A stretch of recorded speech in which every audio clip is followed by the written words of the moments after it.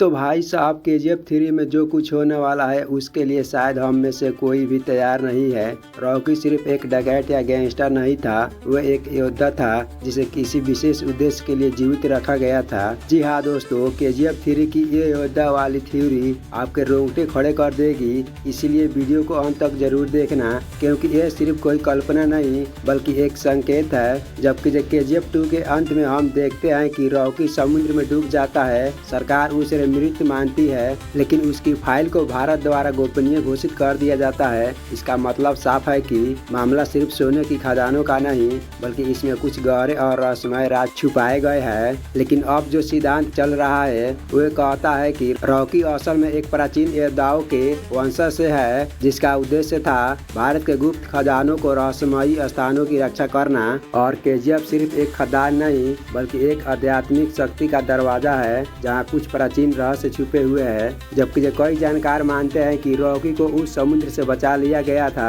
और अब उसे तैयार किया जा रहा है योद्धा मिशन के लिए। हालांकि केजीएफ 3 में शायद उसकी वापसी किसी रहस्यमय स्थान से हो, जैसे मिस्र, अफ्रीका या केदारनाथ के छुपे हुए मंदिर, जहाँ वे किसी प्राचीन स्थल या दिव्य शक्ति की खोज में हो। और फिल्म में अधीरा के शरीर पर बने टैटू, रमिका सेन का भय और रॉकी का रहस्यमय अतीत, ये सब संकेत करते हैं कि वे सिर्फ एक डॉन नहीं बल्कि एक पुनर्जन्मा योद्धा है और शायद उसे किसी कालचक्र युद्ध का हिस्सा बनना है जहां उसे भविष्य की सबसे बड़ी लड़ाई लड़नी है। जबकि केजीएफ की असली कहानी तो अब शुरू हो रही है और रॉकी को प्रोजेक्ट योद्धा के लिए तैयार किया जा रहा है। और अगर वे किसी अगली महाकाव्य फिल्म जैसे कि कल्कि 2898 ईस्वी से जुड़ रहा हो तो केजीएफ 3 सिर्फ एक बदले की कहानी नहीं बल्कि एक सिनेमाई यज्ञ है जहाँ भूतकाल, वर्तमान और भविष्य तीनों टकराने वाले हैं। और इस पूरे युद्ध का सबसे खतरनाक योद्धा बनेगा रॉकी, जिसे मौत भी नहीं मार सकती। तो वहीं अब सबसे बड़ा सवाल यह है कि क्या रॉकी सच में जिंदा है या केजीएफ 3 में समय यात्रा होगी या कोई गुप्त संगठन सामने आएगा।